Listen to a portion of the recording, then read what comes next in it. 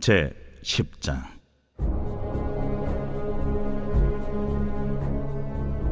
여호와께서 모세에게 이르시되 바로에게로 들어가라. 내가 그의 마음과 그의 신하들의 마음을 완강하게 함은 나의 표징을 그들 중에 보이기 위함이며, 내게 내가 애굽에서 행한 일들 곧 내가 그들 가운데서 행한 표징을 네 아들과 네 자손의 귀에 전하기 위함이라. 너희는 내가 여호와인 줄을 알리라. 모세와 아론이 바로에게 들어가서 그에게 이르되 히브리 사람의 하나님 여호와께서 말씀하시기를 내가 어느 때까지 내 앞에 겸비하지 아니하겠느냐. 내 백성을 보내라. 그들이 나를 섬길 것이라. 내가 만일 내 백성 보내기를 거절하면 내일 내가 메뚜기를 내 경내에 들어가게 하리니 메뚜기가 지면을 덮어서 사람이 땅을 볼 수 없을 것이라. 메뚜기가 내게 남은 그것 곧 우박을 면하고 남은 것을 먹으며 너희를 위하여 들에서 자라나는 모든 나무를 먹을 것이며, 또 내 집들과 내 모든 신하의 집들과 모든 애굽 사람의 집들에 가득하리니 이는 내 아버지와 내 조상이 이 땅에 있었던 그날로부터 오늘까지 보지 못하였던 것이리라 하셨다. 하고 돌이켜 바로에게서 나오니 바로의 신하들이 그에게 말하되 어느 때까지 이 사람이 우리의 함정이 되리이까? 그 사람들을 보내어 그들의 하나님 여호와를 섬기게 하소서. 왕은 아직도 애굽이 망한 줄을 알지 못하시나이까? 하고 모세와 아론을 바로에게로 다시 데려오니 가서 너희의 하나님 여호와를 섬기라. 갈 자는 누구냐? 우리가 여호와 앞에 절기를 지킬 것인즉 우리가 남녀노소와 양과 소를 데리고 가겠나이다. 내가 너희와 너희의 어린아이들을 보내면 여호와가 너희와 함께 함과 같으니라. 보라, 그것이 너희에게는 나쁜 것이니라. 그렇게 하지 말고 너희 장정만 가서 여호와를 섬기라. 이것이 너희가 구하는 바니라. 이에 그들이 바로 앞에서 쫓겨나니라. 여호와께서 모세에게 이르시되 애굽 땅 위에 네 손을 내밀어 메뚜기를 애굽 땅에 올라오게 하여 우박에 상하지 아니한 밭의 모든 채소를 먹게 하라. 모세가 애굽 땅 위에 그 지팡이를 들매 여호와께서 동풍을 일으켜 온 낮과 온 밤에 불게 하시니 아침이 되매 동풍이 메뚜기를 불어들인지라. 메뚜기가 애굽 온 땅에 이르러 그 사방에 내림에 그 피해가 심하니 이런 메뚜기는 전에도 없었고 후에도 없을 것이라. 메뚜기가 온 땅을 덮어 땅이 어둡게 되었으며 메뚜기가 우박에 상하지 아니한 밭의 채소와 나무 열매를 다 먹었으므로 애굽 온 땅에서 나무나 밭의 채소나 푸른 것은 남지 아니하였더라. 바로가 모세와 아론을 급히 불러 이르되 내가 너희의 하나님 여호와와 너희에게 죄를 지었으니 바라건대 이번만 나의 죄를 용서하고 너희의 하나님 여호와께 구하여 이 죽음만은 내게서 떠나게 하라. 그가 바로에게서 나가서 여호와께 구하매 여호와께서 돌이켜 강렬한 서풍을 불게 하사 메뚜기를 홍해에 몰아넣으시니 애굽 온 땅에 메뚜기가 하나도 남지 아니하니라. 그러나 여호와께서 바로의 마음을 완악하게 하셨으므로 이스라엘 자손을 보내지 아니하였더라. 안녕하세요, 큰숙가족 여러분. 오늘 매일 말씀을 전할 이무궁화 전도사입니다. 오늘 저희가 함께 볼 본문 말씀은 출애굽기 10장 1절에서 20절까지의 내용인데요. 벌써 오늘 8번째 재앙인 이 메뚜기 재앙과 관련된 내용입니다. 지금 이 재앙의 사건들을 저희가 계속 묵상해 오고 있는데요. 이 재앙으로 여겨지는 이 사건들을 통해 하나님이 진짜 우리에게 말씀하시고자 하는 것이 무엇인지 우리가 이 말씀 속에서 발견하면서 하나님의 뜻을 눈치채면서 그렇게 묵상하면 이 묵상하시는 데 더 도움이 될 것 같습니다. 아멘. 오늘 본격적으로 본문을 보도록 하겠습니다. 오늘 본문 1절은 모세가 다시 바로에게 나아가면서 이 내용이 시작되고 있습니다. 계속 반복되는 장면이죠. 벌써 8번째입니다. 이미 아시겠지만 지금 이 재앙은 뭐 잘못해서 혼내려고 단순히 이 벌을 주기 위한 재앙이 아닙니다. 하나님은 지금 이 사건들을 통해서 온 나라, 온 이 백성들을 다스려 가시고 만져 가시고 회복시켜 가시고 다듬어 가시는 중이세요. 그래서 먼저 이 사건이 하나의 어떤 벌의 의미가 아닌 것은 이 사건을 통해서, 이 재앙의 사건을 통해서 애굽 땅의 10가지 우상신을, 가장 대표적인 10가지 우상신을 대적하고 계시고, 또 근본적으로는 이스라엘 백성뿐 아니라 애굽 백성, 바로, 모세, 아론, 이 각 사람 누구 하나 빠질 것 없이 하나님이 왕이시다, 하나님이 이 땅의 통치자다, 주인이다라는 것을 이 재앙의 사건을 통해 가르쳐주고 계시죠. 깨닫지 못하니까 반복적으로 가르쳐주고 계십니다.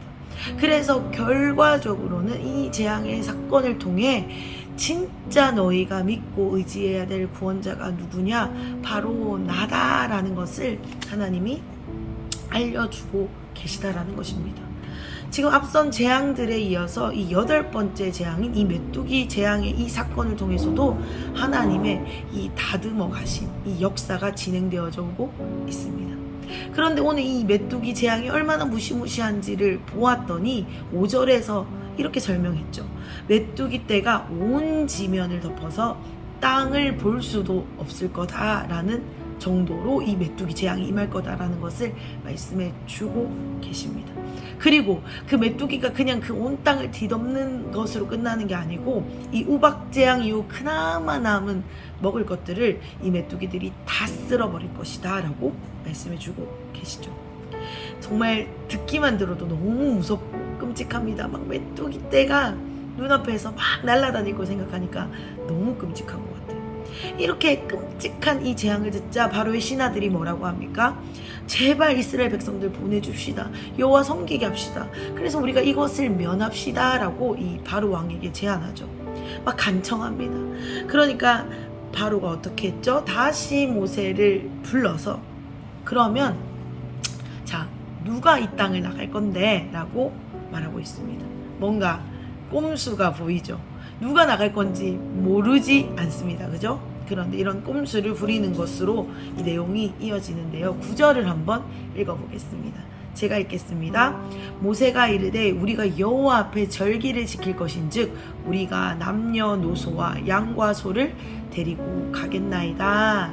아멘. 지금 너 그래서 누구가 나갈 건데? 라고 말하니까 지금 무슨 말이냐? 다 데리고 나갈 거다. 양과 소도 데리고 나갈 거다. 라고 말하고 있죠. 그러니까 바로가 11절에서 이렇게 대답합니다. 제가 읽겠습니다. 그렇게 하지 말고 너희 장정만 가서 여호와를 섬기라. 이것이 너희가 구하는 바니라. 이에 그들이 바로 앞에서 쫓겨나니라. 아멘. 이렇게 말하죠. 타협하면서 이렇게 말합니다. 너희 그러지 말고 장정만 나가라. 이렇게 말하죠. 이 재앙이 두렵긴 너무 두려운데 본인의 이 가지고 있는 가치관, 고집스러움을 꺾을 수 없는 것을 이 말씀을 통해 볼 수 있습니다. 특별히 다음 세대가 이 땅에서 나간다는 것은 무슨 의미입니까? 애굽의 노예가 이제는 끊어지게 될 것이라는 말이죠. 그리고 또 이스라엘 백성들의 입장에서 보면 이스라엘 백성들이 다음 세대를 다 끌고 나가면 그 믿음이 전승되겠죠. 그러니까 이 다음 세대를 끌고 나가지 못하게 해서 이 믿음이 더 이상 다음 세대로 전승되지 못하도록 이 바로가 지금 한마디로 꼼수를 부리고 있는 겁니다. 그런데 이 꼼수를 부리고 있는데 모세와 아론이 어떻게 반응했는지 보면 아무 반응이 없습니다. 그래서 어떻게 되죠? 쫓겨납니다. 이 아무 반응이 없었다는 것은 왜 반응하지 않았을까요?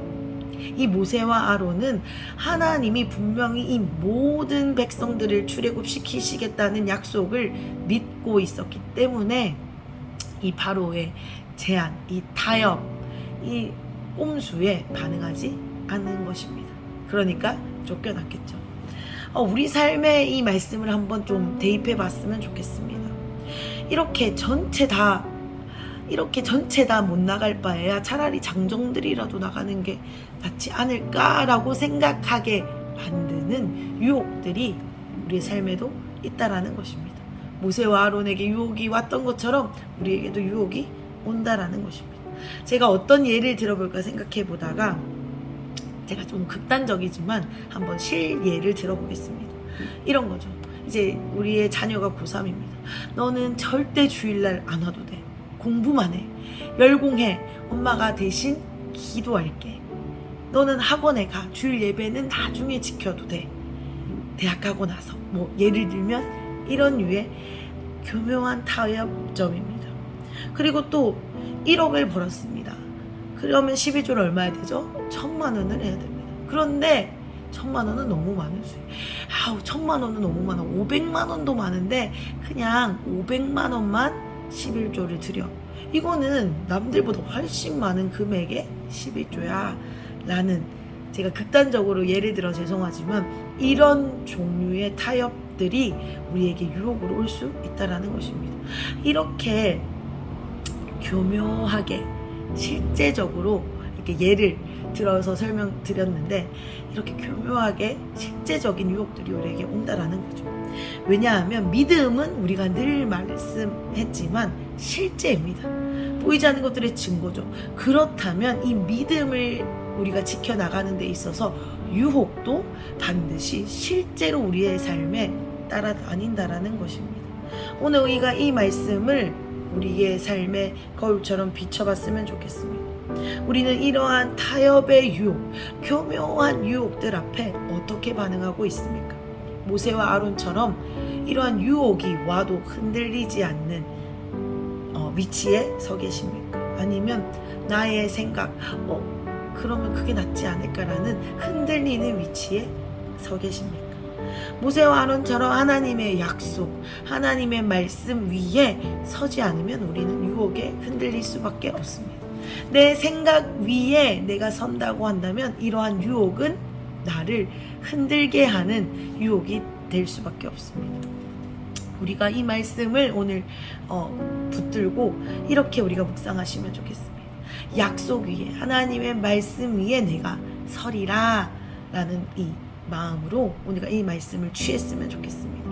그래서 이 약속 위에 이 섬으로 인해서 흔들리지 않는 안전한 지대에서는 하루가 되시기를 간절히 축복드리겠습니다.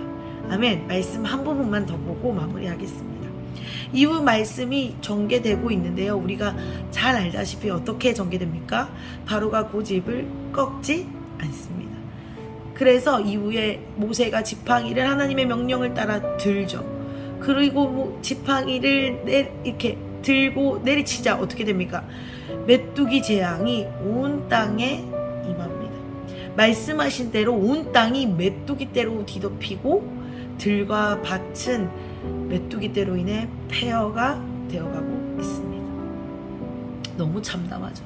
이 참담한 광경을 바로가 보게 됩니다.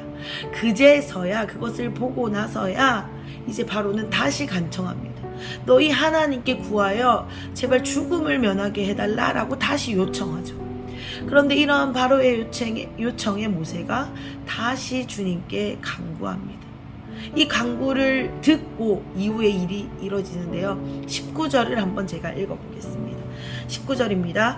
여호와께서 돌이켜 강렬한 서풍을 불게 하사 메뚜기를 홍해에 몰아넣으시니 애굽 온 땅에 메뚜기가 하나도 남지 아니하리라.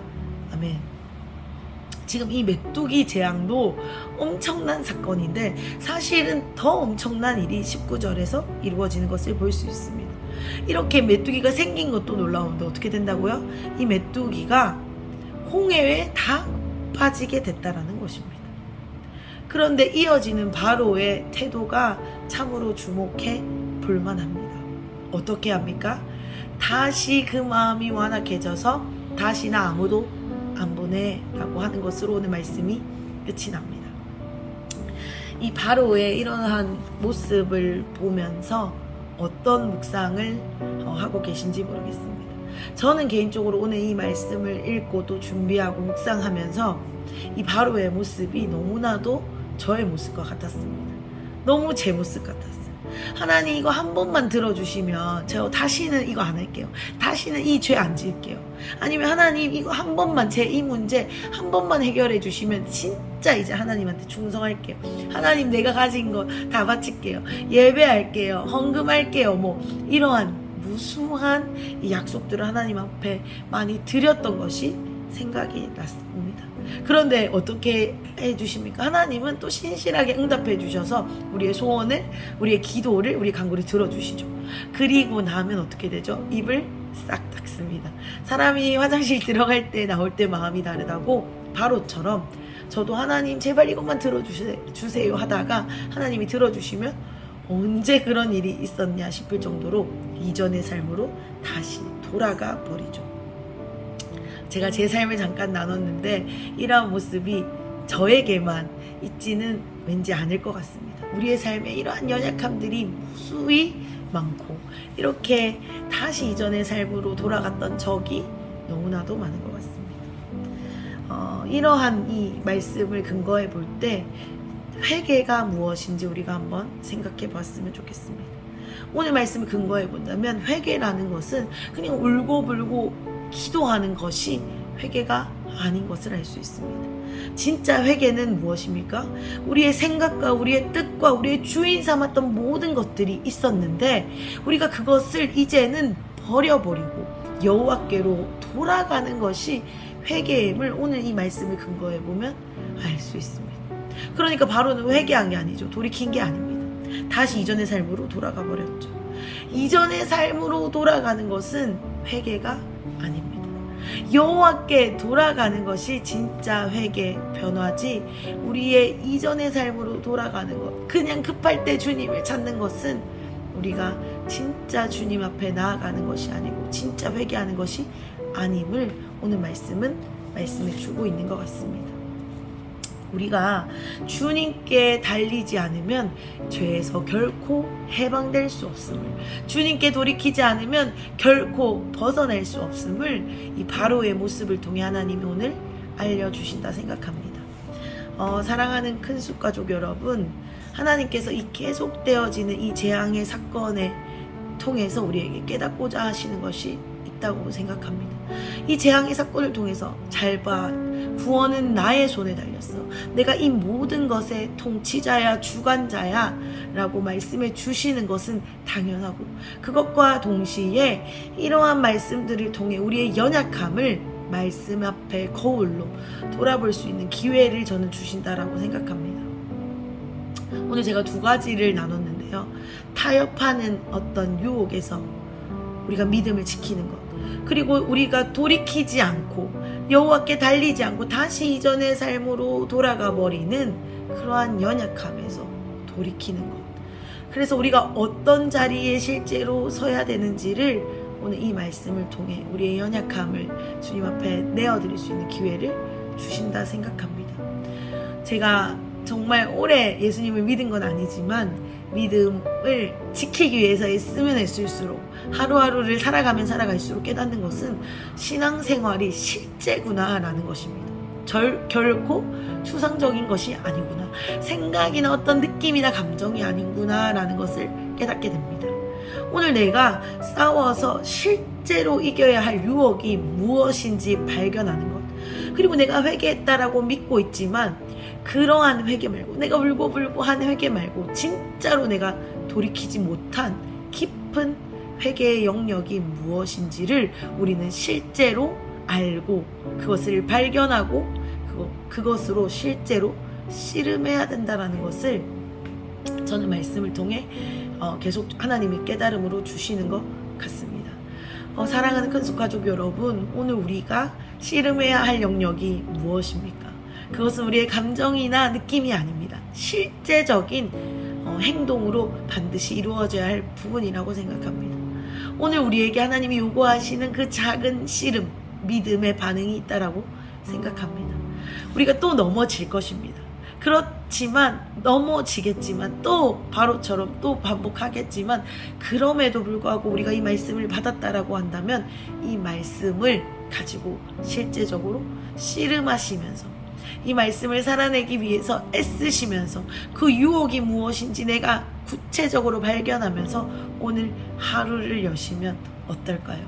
그리고 내가 오늘 들은 이 말씀이 씨앗으로 심겨졌다라고 한다면 이것이 반드시 내 삶에서 열매로 맺어져야 할 것인데, 그러한 영역은 어디인지 우리가 하나님 앞에 물으면서 구체적으로 기도하면서 또한 일제적으로 삶으로 살아내면서 오늘 하루를 보내시면 정말 좋을 것 같습니다. 정말 도전합니다. 또한 제 스스로에게도 이 말씀을 도전하겠습니다. 우리 그렇게 함께 이 말씀을 실제로 싸워 나가시면서 이 말씀을 거울로 비춰보시면서 오늘 하루를 승리하시면 좋겠습니다. 아멘. 제가 기도하겠습니다. 사랑해 주님, 너무너무 감사합니다. 이렇게 계속 말씀으로 우리에게 거울을 보여주시니 얼마나 큰 은혜인지 모르겠습니다. 하나님, 이 모든 재앙을 통해서 주님만이 왕이시다라는 것을 나타내고 계신데 우리가 그것을 다시 한번 인정하게 하여 주십시오. 그리고 또 하나는 하나님이 이 말씀을 통해, 이 재앙의 사건을 통해 이 바로의 연약함을 통해 우리의 연약함을 또한 돌아보게 하시는데, 하나님, 제가 지금 타협하고 있는 부분이 어떤 부분인지 구체적으로 알려주십시오. 하나님, 제가 돌이키지 못하고 있는 부분이 어디인지 알려주십시오. 또한 이렇게 알려주심이 이 말씀을 듣는 우리 모두에게 일어나게 하여 주십시오. 그리하여서 우리가 실제적으로 이 말씀을 싸워 살아내도록 하나님, 오늘 우리에게 감당할 수 있는 넉넉한 은혜를 부어주십시오. 이것이 우리의 가정이 되고 이것이 우리의 직장이 되고 학교가 되어질 수 있도록 하나님, 우리 사랑하는 큰숙가족분들이 계신 곳에 은혜를 더하여 주시옵소서. 이 말씀을 살아내게 하실 주님을 기대합니다. 찬양합니다. 예수님의 이름으로 기도드렸습니다. 아멘. 말씀은 실제입니다. 오늘도 살아내시는 하루 되시길 간절히 축복드립니다. 아멘.